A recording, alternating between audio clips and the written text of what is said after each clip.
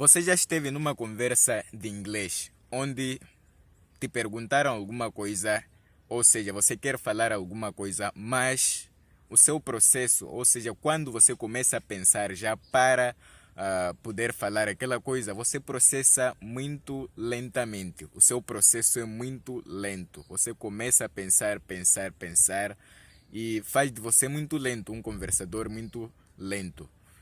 Quer dizer, alguma coisa que você deveria só dizer em alguns segundos e você leva até mesmo minutos a pensar. E yeah, você já começa a processar muito lento. Já esteve numa situação dessas aí? Então, se você já esteve numa situação dessas aí, então tenho aqui algumas dicas para você. Talvez isso pode ajudar a acelerar a sua forma de processar quando você quer falar em inglês, quando está numa conversa, quer falar, ou seja, te perguntaram alguma coisa para você poder pensar assim mais rápido. Então, uma das dicas que eu tenho aqui é: domine as coisas mais simples. Domine as coisas mais simples. Como assim as coisas mais simples? Sim, em qualquer língua, ou seja, em qualquer matéria, nós temos as coisas mais simples. Como, por exemplo, no inglês, uma das coisas mais simples é o alfabeto. O alfabeto, as letras do alfabeto, você já dominou?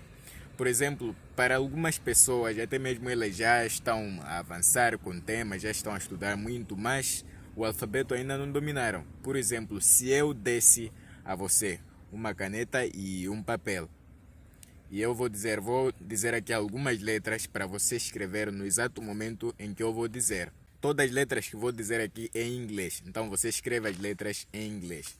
Então, primeira letra, I. I. A segunda, A. A. A terceira, G. G. E a quarta, Q. Q. Então, se eu desse uma caneta a alguém, para algumas pessoas poderiam ter errado, para algumas pessoas poderiam ter acertado. Então, se nós formos a ver para essas letras aí, para as pessoas que teriam errado, talvez elas teriam escrito essa sequência. Vou dizer aqui as letras em português, só para ver como elas confundem algumas letras de inglês para português. Então, algumas pessoas que teriam errado teriam escrito dessa forma. Teriam escrito I, E, talvez J e K. Esta sequência está errada.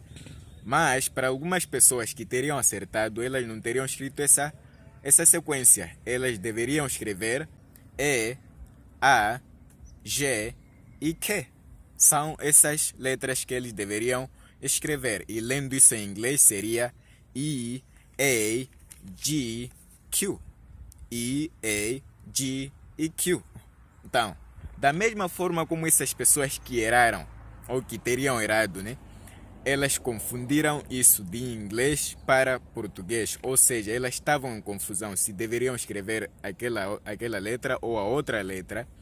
É assim como também o seu processo, o seu cérebro também está agindo quando você está processando tão lento.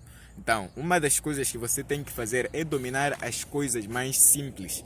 Porque quando você domina as coisas mais simples, por exemplo, perguntam-te alguma coisa, por exemplo, faça a soletração de uma palavra. Você já começa a soletrar sem nenhuma dúvida, sem nenhuma confusão. E o seu processo de pensar, com certeza, será mais rápido, se for para soletrar essas letras, por exemplo. Ou isso também pode acontecer com números. Vamos supor que você comprou uma recarga e eu estou a ditar você alguns números que estão na recarga, né? Então, talvez eu diga aí 19, 19, 30, 30 e a pessoa aí teria escrito 90 e 13. Mas, para quem deveria ter acertado, deveria escrever 19 e 30. 19 e 30, sendo assim 1930. 1930. Então, coisas simples, você deve fazer o esforço maior para poder dominá-las. O caso do alfabeto, o caso de números, conversações básicas, por exemplo, good morning, good afternoon, essas coisas simples, né? Você deve dominar isso no máximo, porque assim acelera o seu processo de pensar. Na medida em que você querer falar, se a coisa é mais simples para você, com certeza, então você vai pensar mais rápido. E a segunda dica que eu tenho para você é: aprenda a descomplicar as coisas que parecem complicadas. Aprenda a descomplicar as coisas que parecem complicadas. Por exemplo, se você sabe que ainda não sabe como os modal verbs funcionam, como, por exemplo, ainda não sabe como utilizar, ou ainda não sabe como dominar os verbos no passado, se você sabe que tem essa dificuldade, então agora é sua responsabilidade de encontrar uma forma de descomplicar, de encontrar uma forma que você perceba e até comece a usar sem dificuldades. Então, por exemplo, vai recorrer a um livro, ou seja, vai recorrer a alguém explicando para você, ou vai se talvez recorrer a alguns vídeos de aulas aqui no YouTube. De qualquer forma, né? Encontre uma forma de você perceber até que você ache isso descomplicado, ache isso fácil, né? Então, eu digo que não é complicado, ou seja, você vai encontrar uma forma de descomplicar. Porque, por exemplo, para o meu caso, eu nasci a falar inglês. Não nasci a falar inglês. Nasci a ensinar inglês. Não nasci a ensinar inglês. Mas aprendi tudo, né? Aprendi. Se eu aprendi, quer dizer que qualquer outra pessoa também pode aprender, se fazer o que for necessário. Então, é sua responsabilidade encontrar uma forma de como fazer isso funcionar, de como fazer isso descomplicado, até que você perceba, até que você comece a usar, até que você mesmo até saiba fazer o seu próprio resumo, saiba falar disso em suas próprias palavras. Saber, por exemplo, criar frases, sendo você mesmo a pensar nessas frases, não uma outra pessoa, né? E a terceira dica que eu dou a você é que pratique. Pratique. Primeiro vamos ao conceito da prática. Como sempre eu disse, a prática significa repetição, principalmente na língua, ou seja, na língua inglesa, prática significa repetição. Por exemplo, eu como professor, a primeira vez que eu dou uma aula, se eu dou uma aula pela primeira vez, eu nunca dei essa aula, então vou dar essa aula pela primeira vez, eu vou ter uma e outra dificuldade.